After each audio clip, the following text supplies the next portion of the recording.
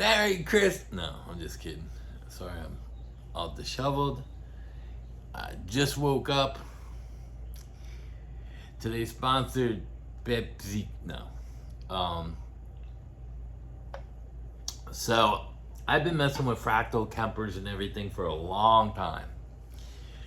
And yesterday we started playing some Halen, and I went through some of my old Halen patches that I recreated. They were close, but they weren't perfect. So I stayed up all night last night, listened to isolated guitar tracks and everything else. I think I got pretty close to the Brown Sound with the Fractal FN3 turbos. But what we're gonna do is, I'm running into an amp.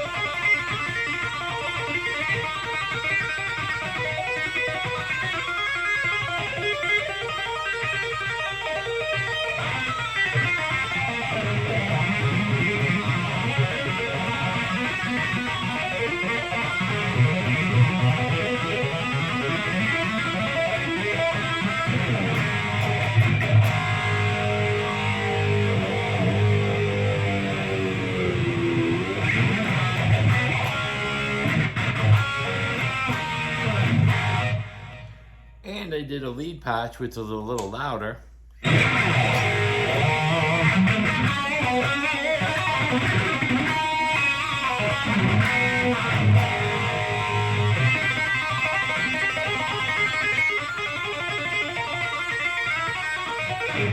And the reason why I did that is because if I listen to a lot of isolated guitar tracks, and what happened is it sounds like to me there's a couple key ingredients.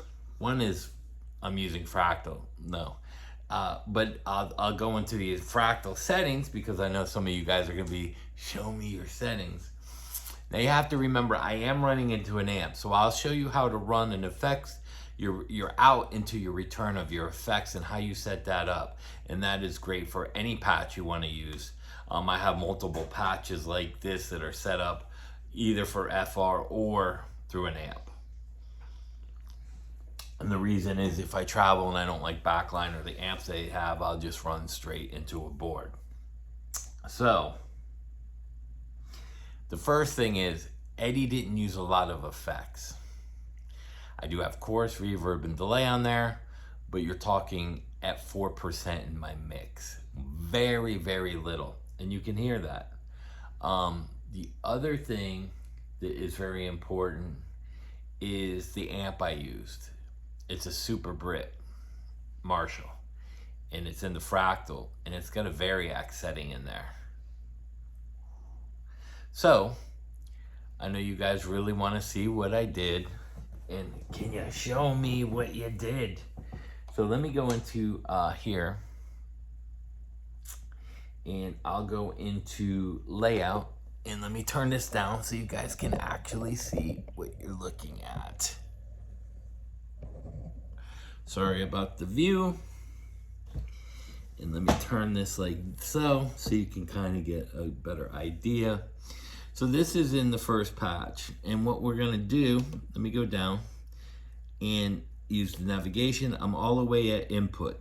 Now and I don't know if you guys know that, but if you hit edit that and then you use page, there's a gate on your input. So you don't have to put a gate block. My threshold you can see is up. It's about 1130, 11. Same with my ratio, my attack could be all the way down, release can be all the way down. I don't care about that. So let's hit exit. And I'll go over it. You can see there's a wah. My phaser is before the wah and before the flanger. If I go into edit, it's a script 90, of course. And then we're gonna use our page button to navigate. You can see my rate is about 11. My depth is almost all the way up. The feedback's at noon. My mix on that is probably around 10 o'clock. All right, so that is the key to that. Now, as you can see on here, after the amp, there's usually a cab block. I took it off. I didn't bypass it, I just took it out. And there is a drive on there. I am using a drive pedal, and it is an Eternal Love pedal. But the trick to this, to keep the natural sound and not compress it anymore, is the levels at noon and the drive is up around 10:30. That's another key to using pedals. A lot of people run it at 100% because that's what they think they're supposed to do. Here's my chorus pedal. It is a warm stereo. My rate is around 11, the depth is about 11. And you can see my mix, 4%.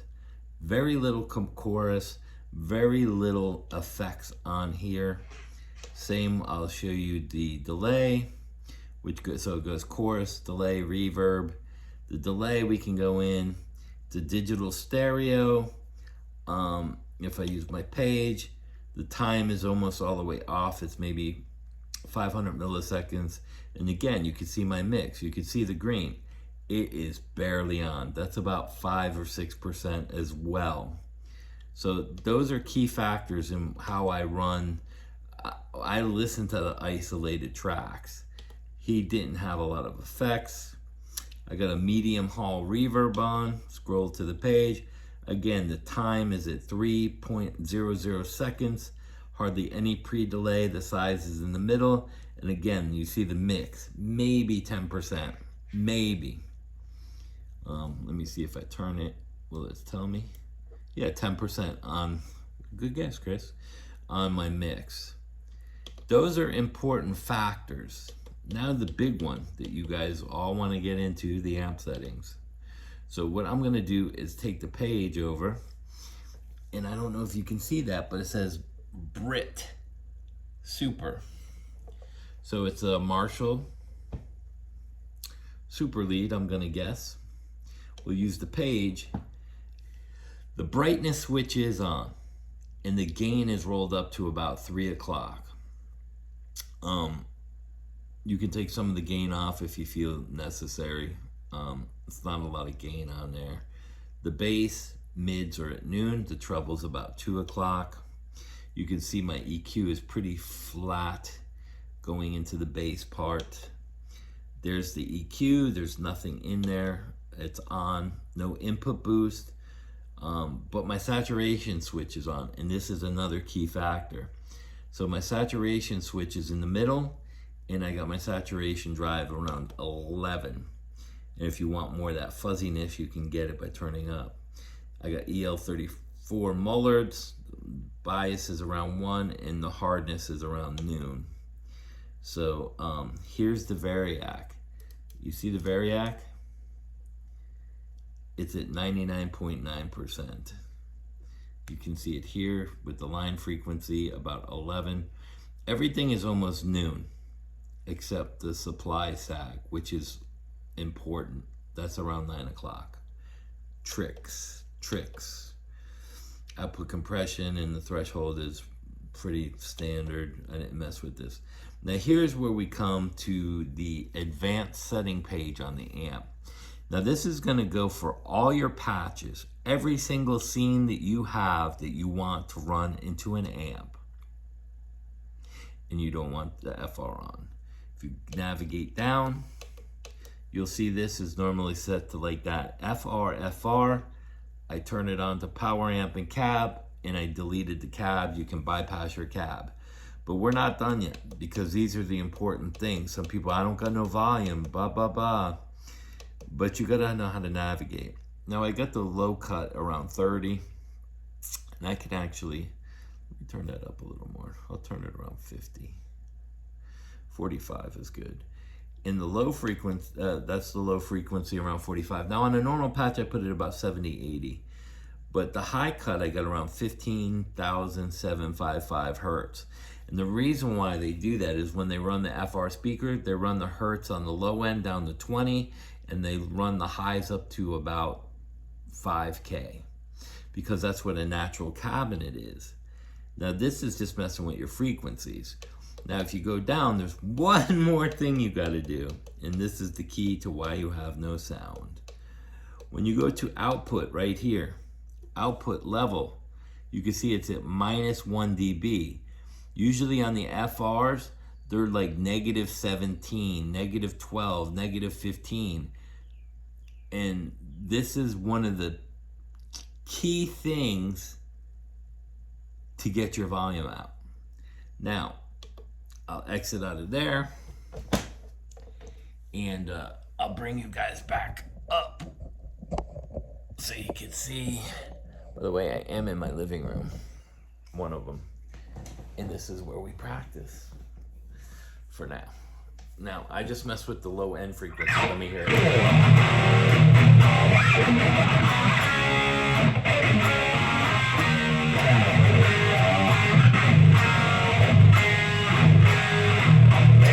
A lot tighter.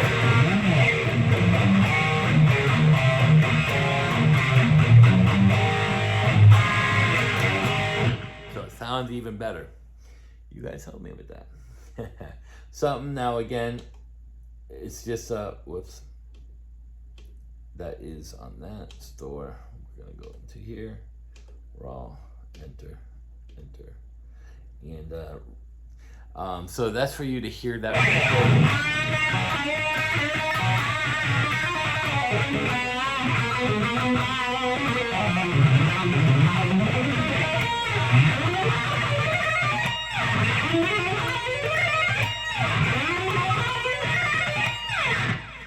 Now let me see on this one, just for shits and giggles, on my amp, because level is 2. I'm gonna adjust my level on that one. But I want to go back and see where my frequencies are.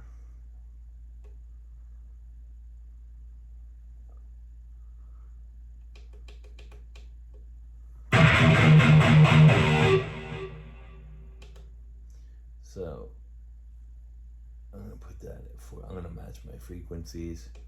My frequencies are a little higher on there, but I got it back. Let's see. Now we're going to exit, store, and then we're going to do that in the phaser. So these should be close to identical, just a little more phaser. By the way, let me see what my phaser is on the lead channel so I can tell you. Because I do have the phaser just a little more up. That was the other thing. When Eddie plays, he's got a phaser on a lot of times on the early albums on his rhythm, but it's very, very little. Almost like he had 2 phasers going, and then it cranks it during the leads. So let me see what I did. Yeah, so on the phaser part, it's around 930, and this is around 10, 11.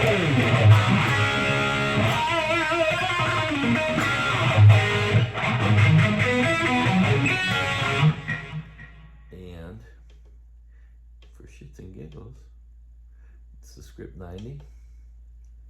Depth is almost all the way up. Feedback manual. Mix, level, everything is the same.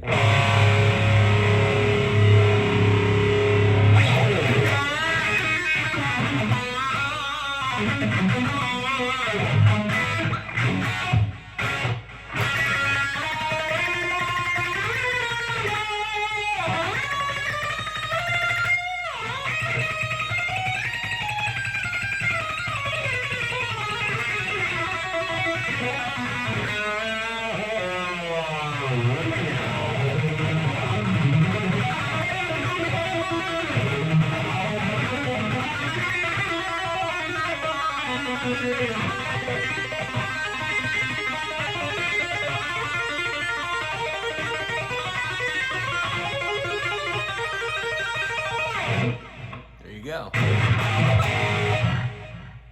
Hit that, exit, store. So,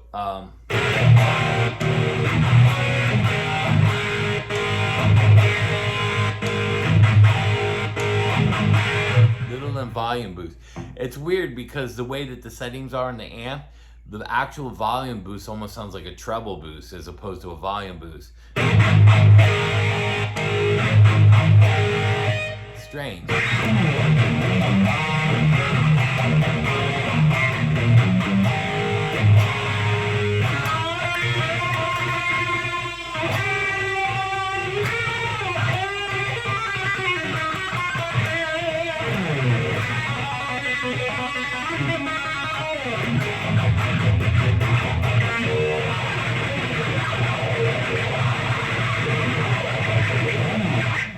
Anyway, enough playing around.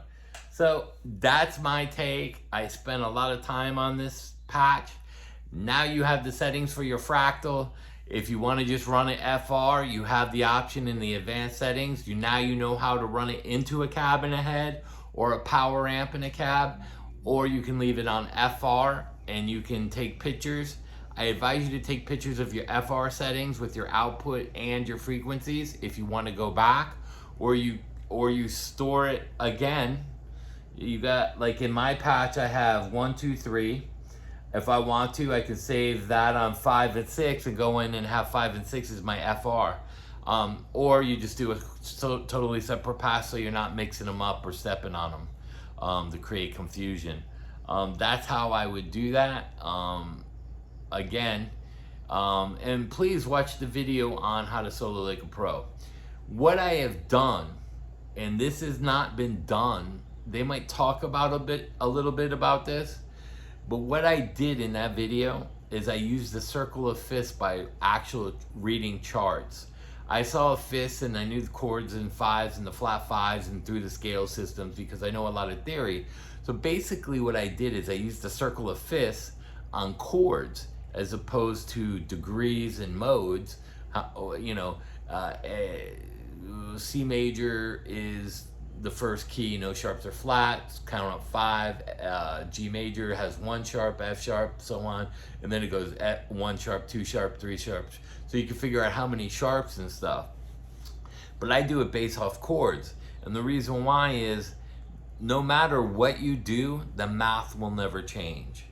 So what it's done for me, and to explain it in a simple term, is if I'm in G major and I find the relative key, which is E minor, or if somebody says, hey, you're in E minor, I can use the 1-4-5 progression, which is out of the scales, and figure out E, A, and B, and then I use the circle of fifths off of the main chord tone of whatever key they tell me, E minor.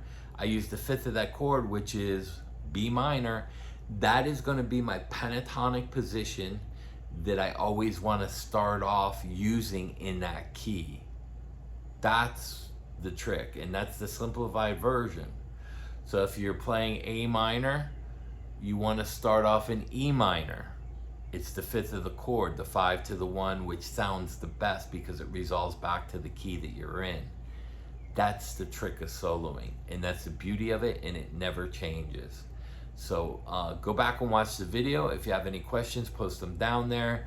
I will do a simplified video for beginners and intermediate people who don't understand this concept, and I'll explain it in the most simple ways and maybe 4 or 5 different ways. Like again, I said, nobody processes information the same way, and that's a good thing because we'd all play guitar the same, and you probably don't want to play guitar like me. But so that's what makes us unique, is our thought process, and that goes into creativity.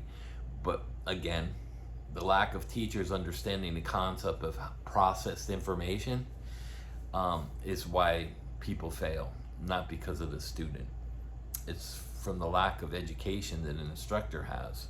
So I hope you enjoyed this Brown Sound edition, creating the Brown Sound in my Fractal FM3 Turbo. I've had this for, I don't know, a year now. I started messing with the patches, got them close. Yesterday we were jamming some Van Halen.